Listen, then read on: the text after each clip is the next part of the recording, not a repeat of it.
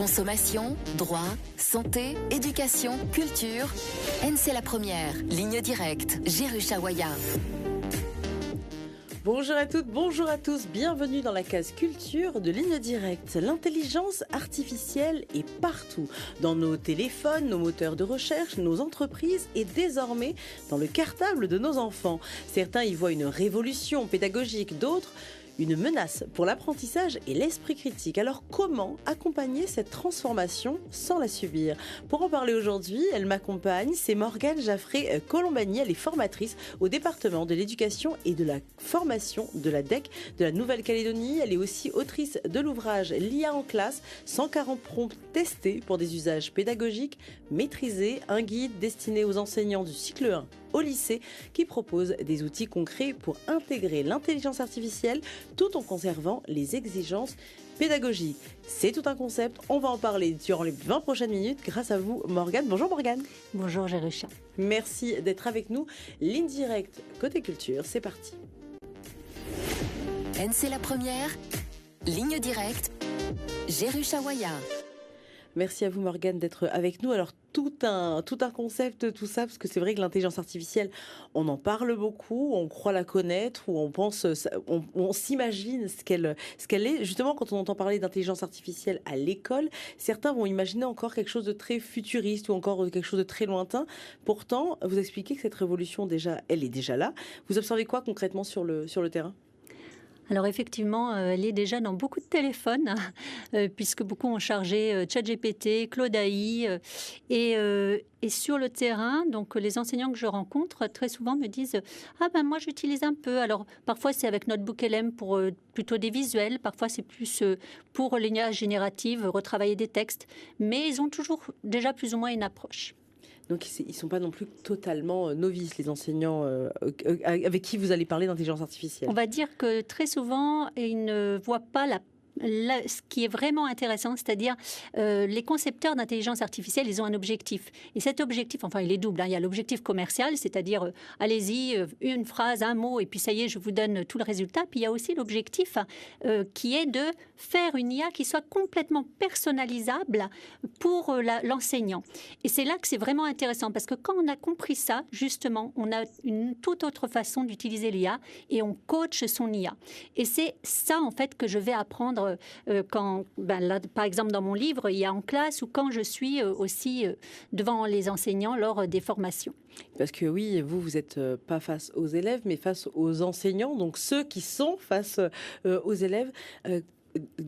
Comment ça se passe justement les formations et c'est quoi l'enjeu derrière tout ça de pouvoir les former à l'intelligence artificielle? Alors déjà, il y a eu le cadre d'usage qui est sorti en 2025, donc publié par l'Éducation nationale, qui explique que comme les élèves ont maintenant accès à l'intelligence artificielle, il faut absolument qu'ils puissent être guidés dans leur utilisation de l'intelligence artificielle. Donc c'est par ce biais-là en fait que l'IA en classe est amenée, et notamment avec des choses très claires. Par exemple, un élève à partir de la 4e doit pouvoir commencer à utiliser l'IA en classe. Avant, on travaille avec lui sur l'esprit critique. Et après, on continue, bien sûr, sur l'esprit critique. Oui, il ne faut surtout pas que ça s'arrête, d'ailleurs. Non. Alors, justement, quand on va dire, les élèves ont une IA, ils apportent une IA, entre guillemets, en classe, j'imagine, pour les enseignants qui... surtout pour les enseignants d'un certain âge, en tout cas qui sont dans l'éducation nationale depuis très longtemps, qui sont des enseignants, disons, avec une grande sagesse, qui sont là depuis longtemps. L'intelligence artificielle, c'est quelque chose qui vient d'arriver, ou en tout cas qui se développe bien maintenant et qui maintenant rentre dans les classes. J'imagine que ça leur demande de devoir bouger énormément de lignes, de revoir pas mal de choses. Vous voyez des freins? Alors déjà, par rapport à ce que vous avez dit, oui et non, parce que vous savez, ma génération, par exemple, moi je suis calédonienne, j'ai vu arriver le téléphone portable, la télé en Nouvelle-Calédonie. Donc, on a vraiment cette habitude, en fait, le CD-ROM. Voilà, on a l'habitude et on se dit, c'est là. Qu'est-ce qu'on peut faire pour pouvoir en tirer une plus-value? Et donc, c'est vraiment l'enseignant, c'est ce qui fait. Lui, ce qu'il veut, c'est le bien de ses élèves. Donc, à partir du moment où l'intelligence artificielle est là, il se dit, OK, comment est-ce qu'on peut l'utiliser? Alors, vous demandez en classe, par exemple, justement, pour les élèves, là, on peut avoir des plus-values. C'est-à-dire que ce qui est important, c'est d'avoir une pédagogie active. Donc, ils mettent l'élève en acteur. On imagine une séance où un professeur d'histoire, par exemple, a l'intention de faire travailler son cours sur un personnage historique. Donc, il va donner à l'élève des documents sur le personnage historique et il va dire, donc tu vas être devant ton intelligence artificielle, je rappelle à partir de la 4e, c'est autorisé. Donc, tu vas être devant ton intelligence artificielle et tu vas lui demander d'incarner ce personnage historique. Donc, tu prépares avec ton cours plusieurs questions, donc avec tes documents, et tu l'interroges. Et tu demandes à l'IA de mettre une réponse qui sera fausse ou alors un petit peu biaisée. Et puis là, l'enseignant va pouvoir évaluer l'élève finalement parce qu'il va avoir une grille de relecture où il va avoir la réponse de l'IA qui est incarnée qui incarne le personnage, ce que lui a vérifié par rapport à tous les documents, et puis comment est-ce qu'il y a quelque chose qui a pu lui mettre la puce à l'oreille, par exemple. Donc, on a bien ici le système finalement de l'esprit critique, c'est-à-dire la vérification, le fait de se questionner, et puis d'argumenter et de décider. Qu'est-ce que je garde, qu'est-ce que je ne garde pas. Alors justement, face à cette réalité, ou justement cet enjeu aujourd'hui qui est de moins savoir s'il faut utiliser l'intelligence artificielle que d'apprendre à l'utiliser correctement. Là, on parle vraiment d'une utilisation correcte de l'intelligence artificielle. C'est tout ça l'enjeu là d'éduquer les enseignants, mais aussi derrière les élèves. Oui, c'est l'enjeu parce que c'est un outil qui peut être vraiment utile, mais bien sûr, il va falloir trouver un petit peu comment l'utiliser. Alors, ça fait gagner du temps aux enseignants, ça c'est formidable. Un enseignant, par exemple, s'il a vraiment bien coaché son IA, va se dire, tiens, j'ai envie de créer une séance pour mettre les élèves en activité sur, par exemple, le sport. Voilà. Il va demander à l'IA de créer une séance en s'appuyant sur des textes, en cherchant tout ce qui se réfère à ce type de séance dans le cadre des BO, donc des bulletins officiels de l'éducation nationale, et l'intelligence va pouvoir lui rédiger quelque chose. Et donc là, après, c'est à l'enseignant de mettre toute son expertise pédagogique en œuvre, de faire une relecture de ce qui a été dit, et puis de retravailler peut-être avec l'IA pour essayer de trouver qu'est-ce qui a fait que la réponse ne convient pas exactement, puisque l'objectif du coaching, justement, et l'enjeu, le véritable enjeu, c'est ça, c'est de l'utiliser bien. Donc, utiliser ce que les concepteurs d'IA veulent mettre en place, d'avoir une IA complètement personnalisée et de voir avec son IA pour qu'il soit complètement congruent avec son identité professionnelle, c'est-à-dire qu'il s'aligne sur son identité professionnelle. Et pour ça, il y a des techniques qu'il faut en fait connaître et apprendre. Et justement, quelles sont ces différentes techniques? J'imagine qu'il y en a énormément. C'est à ce moment-là que vous allez vous référer à mon livre. Non, alors je peux en donner quelques-unes. Par exemple, déjà, la première chose, c'est de s'imaginer cette IA comme un assistant stagiaire. Vous voyez l'assistant stagiaire qui arrive, par exemple, en classe... dans une entreprise, il est en classe de 3e et il va falloir lui montrer un petit peu comment on travaille dans cette entreprise, qu'est-ce que c'est finalement le milieu du travail. Et là, il va falloir lui parler d'une certaine manière.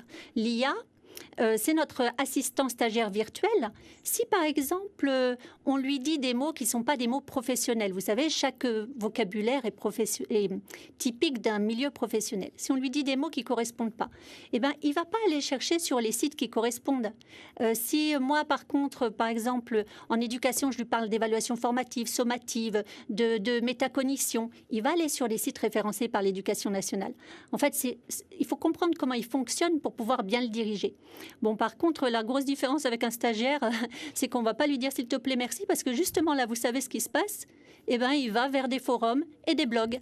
Et puis, d'ailleurs, Sam Altman, qui est celui qui a créé ChatGPT OpenAI, disait qu'il ne savait plus comment s'en sortir avec ces gens qui disent s'il te plaît, merci, parce qu'en fait, ça traite encore davantage de données et ça crée vraiment de la dépense, on va dire, écologique. Dans le sens où ça laisse une marque. Pour une fois, voilà. Ne soyons pas polis, quoi. C'est ça, exactement. Il ne faut pas trop prendre l'habitude après. Hein. Oui, c'est ça. Avec votre intelligence artificielle, mais pas avec votre vrai stagiaire, par exemple. Tout à fait, exactement. Alors, justement, vous me proposez une expérience avec tout cela. Alors, avec votre téléphone, justement, quelle va être cette expérience, Morgane? Je vous propose justement un type de prompt, comme ça vous donne un petit peu à voir ce qui est attendu pour les enseignants tels qu'ils vont utiliser. Expliquez ce qu'est un prompt, peut-être aussi pour Alors, un prompt, oui, c'est finalement l'ordre que vous allez donner à l'intelligence artificielle pour qu'il puisse exécuter la commande. Donc là, on va essayer avec un petit prompt. Alors, j'avais hésité parce que vous voyez, j'ai plein de prompts. Séance de calcul mental et estimation, reconnaissance, verbalisation et gestion des émotions. Enfin, c'est très varié. Et là, je vais plutôt partir sur une initiation à la démarche de projet écologique au cycle 2, donc CE2, avec un objectif de sensibiliser les élèves à l'environnement à travers un projet concret mené sur plusieurs semaines. Tu es enseignant en CE2 et tu veux initier tes élèves à la démarche de projet à visée écologique. Conçois un projet sur 4 semaines intitulé « Ma classe agit pour la planète », structuré autour de 3 volets. Observation de l'environnement scolaire, choix collectif d'une action réalisable, réduction des déchets, jardinage, affichage du message écologique. Mise en œuvre et restitution propose une progression hebdomadaire. Appuie-toi sur les compétences du domaine Questionner le monde de la délibération 127 du 13 janvier 2021 qui correspondent au texte en Nouvelle-Calédonie, donc sur les repères de progressivité et sur les compétences transversales en EMC. Pour construire ton projet, appuie-toi sur les apports de Catherine Dumont sur l'éducation du développement durable à l'école et fonde ta démarche sur les principes de la pédagogie de projet développée par Philippe Mérieux. D'accord, voici une progression sur 4 semaines pour ton projet « Ma classe agit pour la planète ». Semaine 1, observation de l'environnement scolaire. Compétences, questionner le monde, observer et décrire des éléments de l'environnement proche. Activité, sortie dans l'école pour identifier des points d'attention, déchets, espaces verts, affichage, relevé par petits groupes.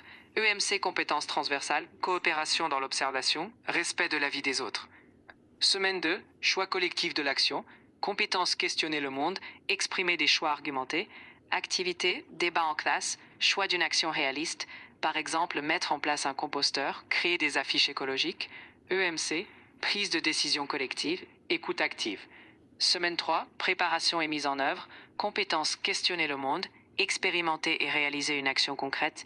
Activité, mise en place de l'action choisie. Par exemple, installer le compost, créer et afficher les messages. EMC, engagement, persévérance. Semaine 4, restitution et valorisation. Compétences, questionner le monde, présenter les résultats d'un projet. Activité, présentation aux autres. Je t'interromps. Je voudrais que tu me proposes une grille d'auto-évaluation qui pourrait être utilisée par les élèves à la fin du projet. Donne-moi les critères et les indicateurs. Bien sûr, voici une grille d'auto-évaluation adaptée à des élèves de CE2 avec des critères simples et des indicateurs clairs. 1. Observation de l'environnement. Critère, j'ai observé attentivement l'école. Indicateur, je peux citer au moins 2 éléments que j'ai repérés. Exo, une zone sale, un espace à améliorer. 2. Participation au choix collectif. Critère, j'ai donné mon avis et écouté les autres. Je t'interromps, je voudrais avoir une adaptation pour un élève qui a été détecté TDAH, donc trouble de l'attention et hyperactivité. Donne-moi 3 préconisations vraiment importantes lors de ce projet à mettre en œuvre. Premièrement, fractionne les tâches en étapes courtes et explicites, avec des consignes visuelles ou voilà, écrites. donc on pourrait continuer comme ça. Vous voyez, je ne vais pas dire s'il te plaît, et je l'ai coupé. Je lui ai coupé la parole. Mais voilà, donc c'est vraiment ce travail-là, en fait, moi, que je veux apprendre. C'est un gain de temps pour les enseignants. Oui, c'est un gain de temps énorme. Et là, c'est que la partie IA générative. Mais vous savez que quand on est en formation avec ma collègue Evelyne Malouine Le Condingui, on propose aussi des mises en relation avec d'autres outils. Donc, par exemple, créer des activités interactives comme un Kahoot, qui sont des petits QCM en ligne, en 10 minutes, etc. Donc, ça fait vraiment gagner du temps. Ça permet de faire un autre type de pédagogie, d'améliorer finalement...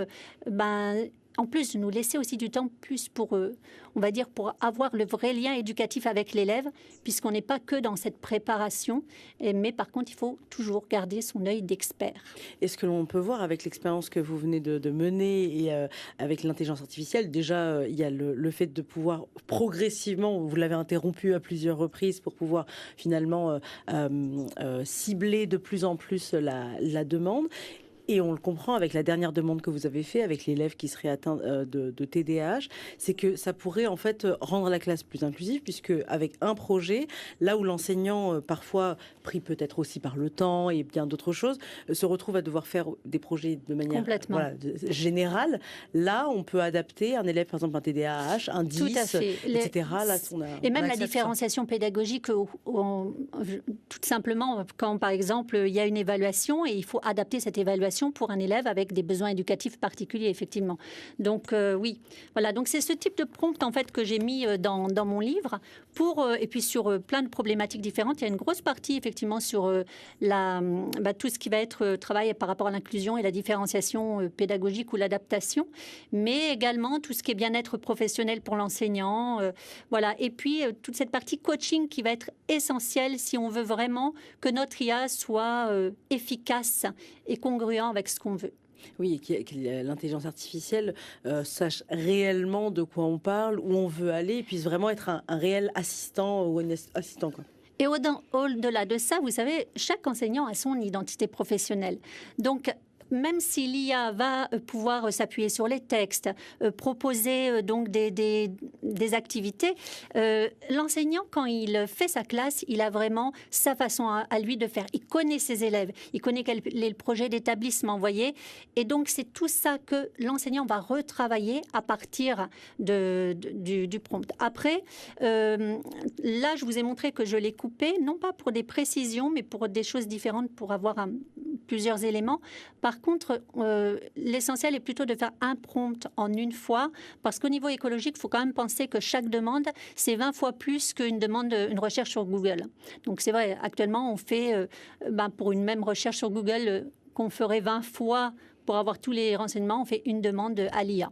Oui, finalement, ça correspond d'une certaine manière. Quand on rentre sur Google, on va chercher une information et qu'après, on va continuer à creuser. Là, sur une intelligence artificielle, finalement, c'est équivalent. Alors oui, on va dire oui et non, mais on peut dire ça. En tout cas, là, ça peut cibler vraiment. Et puis après, justement, il faut savoir quelle intelligence artificielle on utilise. Par exemple, si on fait quelque chose qui est plus de l'ordre de la recherche, on va plus utiliser une intelligence artificielle comme Perplexity, qui lui-même va mettre en œuvre Claude AI ou ChatGPT, enfin d'autres intelligences artificielles, pour obtenir sa réponse et qui est plus considéré comme un moteur de recherche super puissant. Vous voyez, donc c'est un moteur de recherche d'intelligence artificielle.